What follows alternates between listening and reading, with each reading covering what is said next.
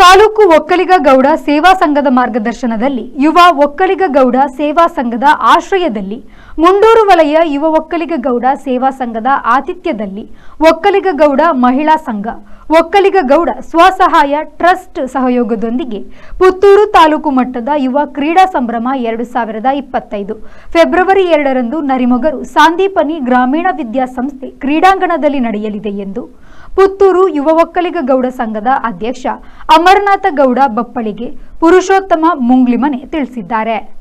ಸುದ್ದಿಗೋಷ್ಠಿಯಲ್ಲಿ ಮಾತನಾಡಿದ ಅವರು, ಯುವ ಕ್ರೀಡಾ ಸಂಭ್ರಮದ ಅಂಗವಾಗಿ ಈಗಾಗಲೇ ಗ್ರಾಮ ಹಾಗೂ ವಲಯ ಮಟ್ಟದಲ್ಲಿ ಕ್ರೀಡಾಕೂಟಗಳು ಯಶಸ್ವಿಯಾಗಿ ನಡೆಸಲಾಗಿದೆ. ತಾಲೂಕು ಮಟ್ಟದ ಕ್ರೀಡಾ ಸಂಭ್ರಮದಲ್ಲಿ ತಾಲೂಕಿನ 6 ವಲಯಗಳ ಸುಮಾರು 600 ಮಂದಿ ಪಾಲ್ಗೊಳ್ಳಲಿದ್ದಾರೆ ಎಂದು ತಿಳಿಸಿದರು. ಕ್ರೀಡಾ ಸಂಭ್ರಮದ ಅಂಗವಾಗಿ ಬೆಳಿಗ್ಗೆ 7:30ಕ್ಕೆ ಮುಕ್ವೆ ಮಜಲುಮಾರು ಶ್ರೀ ಉಮಾಮಹೇಶ್ವರ ದೇವಸ್ಥಾನದಿಂದ ಕ್ರೀಡಾ ಜ್ಯೋತಿ ವಿದ್ಯಾಸಂಸ್ಥೆ ತನಕ ಹೋಗಲಿದ್ದು, ಬಳಿಕ ವಿದ್ಯಾಸಂಸ್ಥೆಯ ಸಂಚಾಲಕ ಭಾಸ್ಕರ್ ಆಚಾರ್ ಹಿಂದಾರು ಕ್ರೀಡಾಂಗಣ ಉದ್ಘಾಟಿಸುವರು. ಬಳಿಕ 11:30ಕ್ಕೆ ನಡೆಯುವ ಸಭಾ ಕಾರ್ಯಕ್ರಮದಲ್ಲಿ ಹಲವು ಗಣ್ಯರು ಪಾಲ್ಗೊಳ್ಳಲಿದ್ದಾರೆ ಎಂದು ತಿಳಿಸಿದರು. ವರ್ಷಂಪ್ರತಿ ನಡೆಯುವ ಹಾಗೆ ನಮ್ಮ ತಾಲೂಕು ಯುವ ಒಕ್ಕಲಿಗ ಗೌಡ ಸಂಘದಿಂದ ತಾಲೂಕು ಕ್ರೀಡಾಕೂಟ ಆಯೋಜಿಸುವಂಥ ಕಾರ್ಯಕ್ರಮ ಪ್ರತಿ ವರ್ಷ ಹಮ್ಮಿಕೊಂಡಿದ್ದೇವೆ. ಅದೇ ರೀತಿ ಈ ಬಾರಿ ಫೆಬ್ರವರಿ 2ನೇ ತಾರೀಕು ನಾವು ಗ್ರಾಮೀಣ ವಿದ್ಯಾಸಂಸ್ಥೆಯಾದ ಸಾಂದೀಪನಿ ಶಾಲೆಯಲ್ಲಿ ಈ ಕ್ರೀಡಾಕೂಟವನ್ನು ಆಯೋಜನೆ ಮಾಡಿದ್ದೇವೆ. ಈ ಕ್ರೀಡಾಕೂಟದಲ್ಲಿ ಜನ ಉಪಸ್ಥಿತಿಯಾಗಿ ನಮ್ಮ ಪ್ರತಾಪ್ ಸಿಂಹ ಮಾಜಿ ಸಂಸದರು ಮೈಸೂರು, ಹಾಗೆ ಮಾಜಿ ಶಾಸಕರಾದ ಸಂಜೀವ ಮಠದವರು, ಅದೇ ರೀತಿ ನಮ್ಮ ಸಮಾಜದ ಹಲವು ಗಣ್ಯರು ಕೂಡ ಭಾಗಿಯಾಗಲಿದ್ದಾರೆ. ಈ ಕಾರ್ಯಕ್ರಮದ ರೂಪರೇಷ ಈ ರೀತಿದೆ.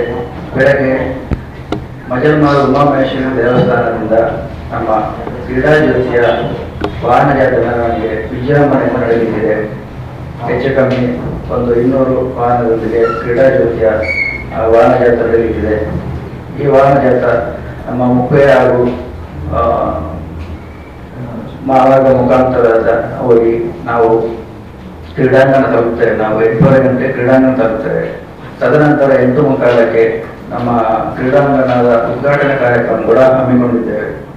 ಕ್ರೀಡಾಂಗಣ ಉದ್ಘಾಟಕರಾಗಿ ಸಾಂದೀಪನಿ ವಿದ್ಯಾಸಂಸ್ಥೆಯ ಸಂಚಾಲಕರಾದ ಭಾಸ್ಕರ್ ಆಚಾರ್ಯ ಕಿಶಾರ್ ಅವರು ನೆರವೇರಿಸಬೇಕು ಅಂತ ಅವರು ಕೇಳಿಕೊಂಡಿದ್ದೇವೆ. ಅದಕ್ಕೆ ಸಂತೋಷದಿಂದ ನಮ್ಮನ್ನು ಒಪ್ಪಿಕೊಂಡಿದ್ದಾರೆ. ತದನಂತರ ನಮ್ಮ ಆಟೋಟ ಸ್ಪರ್ಧೆಗಳು ದಿನಂತೆ ನಡೆಯುತ್ತದೆ. 11:30 ಗಂಟೆಗೆ ಸಭಾ ಕಾರ್ಯಕ್ರಮ ಕೂಡ ಹಮ್ಮಿಕೊಂಡಿದ್ದೇವೆ.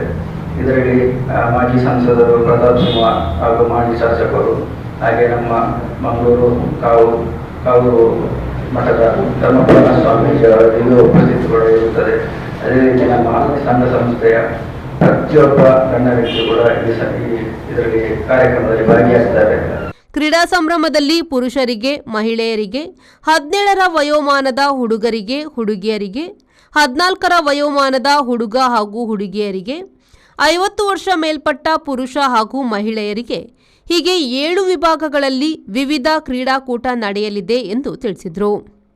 ತಾಲೂಕು ಒಕ್ಕಲಿಗ ಯುವ ಸಂಘವು ಹಿರಿಯ ಸಂಘದ ಪ್ರಾಯೋಜಕತ್ವದಲ್ಲಿ ಸುಮಾರು 2008ರಿಂದ ಈ ಒಂದು ಒಕ್ಕಲಿಗ ಕ್ರೀಡೋತ್ಸವ ಕಾರ್ಯಕ್ರಮ ನಡೆಯುತ್ತಾ ಇದೆ.